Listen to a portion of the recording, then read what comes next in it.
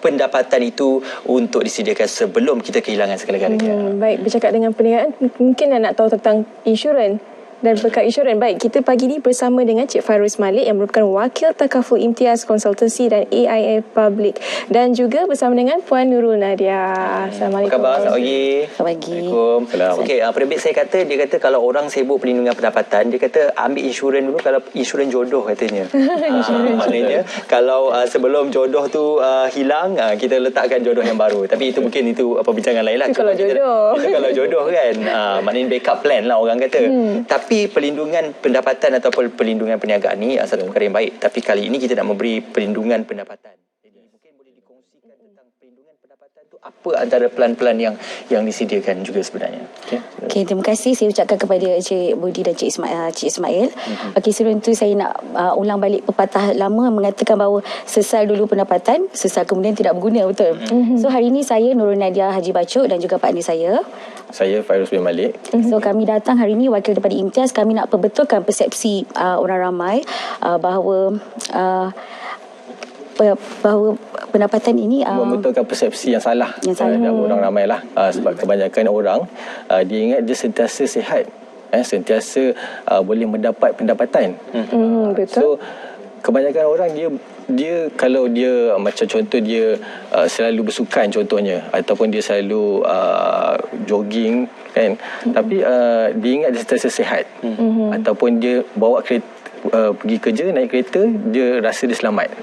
Tapi sebenarnya kita semua terdedah dengan bahaya-bahaya sebab orang macam sentiasa ingat air tu sentiasa tenang tidak dan kadang-kadang kita rasa macam kita ni seorang pemandu yang berhemah, so tak mungkin sesuatu terjadi pada kita. Kadang-kadang kita ni tak salah, tapi orang yang tiba-tiba contohnya kemalangan isu contoh macam pemandu mabuk sekarang kalau kita tengok kita dah bawa kereta betul lah, tapi macam mana orang lain yang tak beretika, contohnya yang memandu secara mabuk dan menyebabkan kemalangan dan membawa maut sekali dekat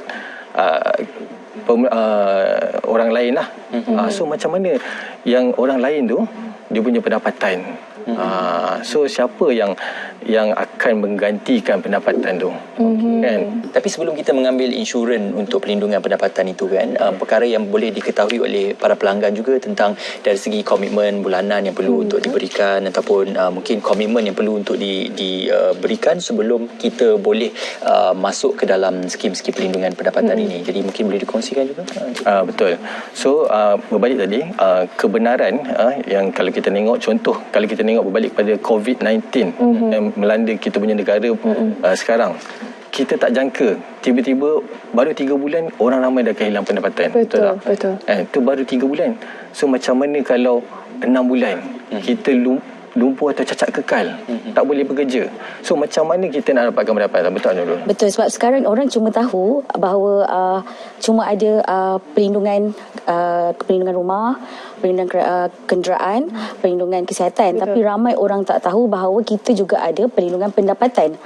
So dia meluaslah, dia terlalu banyak. Okey, contoh kalau kita tengok dekat negara kita, lebih kurang 8,400 yang kena jangkitan COVID.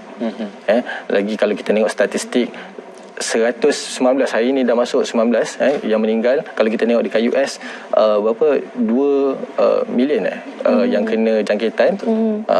So dia kita benda yang tak dijangka lah.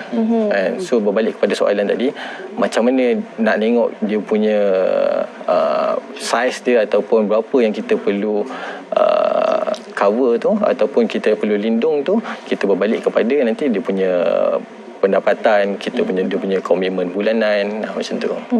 Saya tertarik dengan perkataan persepsi kan. Okey, memang ramai yang di luar sana tidak menjangkakan perkara ini akan berlaku seperti COVID-19. Jadi bagaimana kalau kita sebagai macam ejen sendiri untuk menukar apa orang kata pemikiran mengatakan perlu adanya pengambilan insurans ni, kita perlu ada bekalan insurans. Bagaimana tu? Sebab tu hari ni tugas kita sebagai perunding ataupun life planner, kita memberi pendedahan, bukan saja tentang perlindungan dari segi medical ataupun dari segi rumah ataupun ialah medical yang kita tahu normally. So tapi dari segi pendapatan yang lebih penting. Sebabnya contoh hari ini kalau kita pendapatan kita terjejas, macam mana dengan rumah kita? Betul. Kan, siapa yang nak bayar rumah kita? Adakah anak-anak kita dapat meneruskan pelajaran mereka? Siapa yang nak menanggung dia punya perbelanjaan harian? Sebab semua tu bergantung dekat kita punya pendapatan. Okey.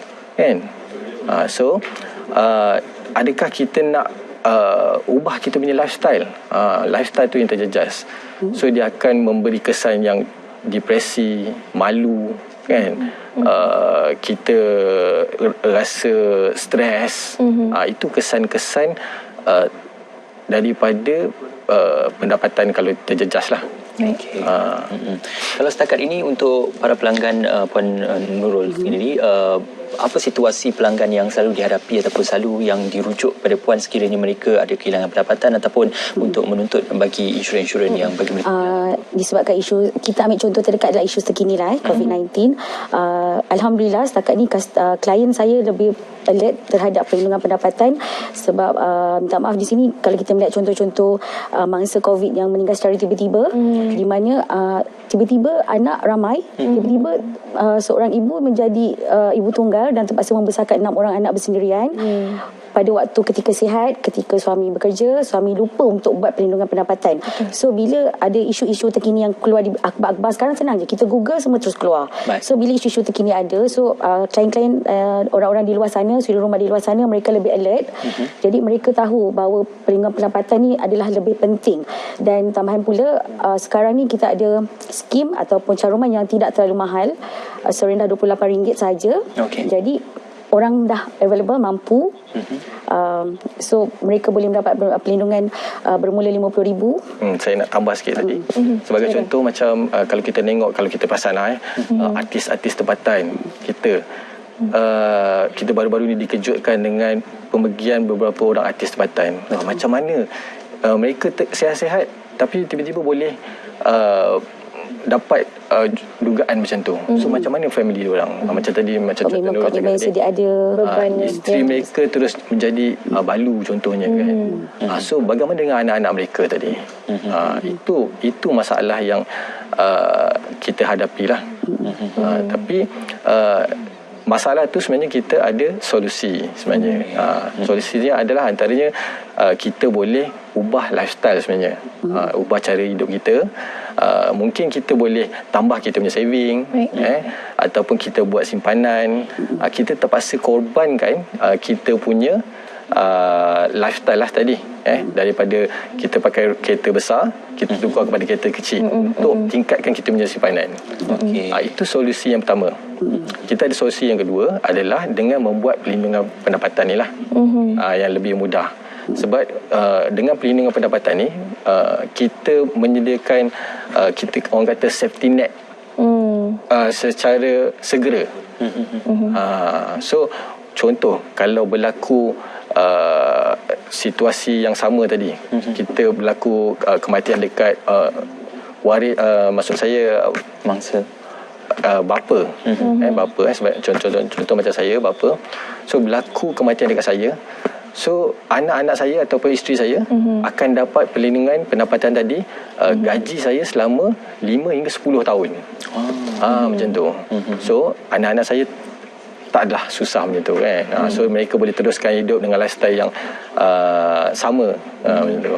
Itu dia punya solusi. Adakah perlindungan pendapatan ni hanya untuk kematian atau kehilangan pekerjaan, tetapi adakah juga untuk ataupun cover kepada mungkin kecacatan kekal, ataupun sudah tidak mampu lagi untuk menyara keluarga dan sebagainya? Adakah ia termasuk dalam perlindungan tersebut? Betul. Jika mengikut plan-plan kami ada, dia akan cover mengikut apa yang customer nak lah.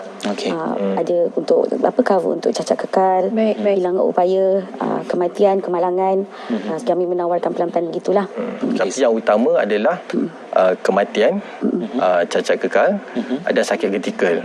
Sakit kritikal ni orang tak berapa perasan. Sebab contohnya hari ni kalau kita bekerja sebagai oil and gas, kita bekerja di offshore contohnya, kita perlukan tahap kesihatan yang tinggi untuk kita teruskan bekerja. Tapi kalau kita kena sakit kritikal, macam mana kita nak continue kerja, nak bekerja dekat oil and gas tadi lah. Baik. Saya nak menambah sikit apa yang Cik Fairuz cakap. Perlindungan pendapatan ni, kalau saya nak betulkan persepsi orang bahawa orang kata takaful atau insurans ni untuk orang kaya, untuk orang yang mampu. Tidak ya. Jadi perlindungan pendapatan ni adalah untuk mereka, contoh you berniaga pasar malam, atau you berniaga jalanan di burger-burger di tepi jalan, suri rumah. So mereka pun sekarang mampu untuk ada perlindungan pendapatan ni. Pentingnya untuk ada backup plan, orang kata. Tapi kalau macam untuk single macam saya ni, siapa yang akan menerima manfaat? You boleh. Okey. Belum ada calon lagi ni. Ada tak pendapatan? Nampak ya, promosi diri kejap. Pendapatan ada kan? Pendapatan ada. So selagi ada pendapatan, tak kira cikgu ke, makcik jual goreng pisang makcik Kia ke, dia pengurus syarikat ke, selagi ada pendapatan, selagi itu pendapatan dia perlu dilindungi. Sebab pendapatan kita lah. yes, bukan untuk diri kita saja. Mungkin ayah kita kalau untuk single kan. So untuk keluarga yang tersayang lah, kita punya adik-beradik semua kan. Itu datangnya kita punya komitmen dan lifestyle kita. Sebab bukan kematian saja. Katalah tak meninggal, kita hidup lagi, tapi kita sakit kritikal, lumpuh. Adakah kita nak bebankan orang tua kita balik kan? Sebab masa kecil dia dah jaga kita, tapi dah sekarang ni kita pula yang nak bebankan dia lagi kan. Okey. Satu perkongsian yang baik. Terima kasih kepada Cik Fairuz juga Puan Nurul Nadia berkongsi dengan kami. Boleh dapatkan kita kata info lebih lanjut di talian yang tertera di kaca TV anda, insyaAllah. Baik, kita akan kembali selepas ini di Selamat Pagi Malaysia. Okey.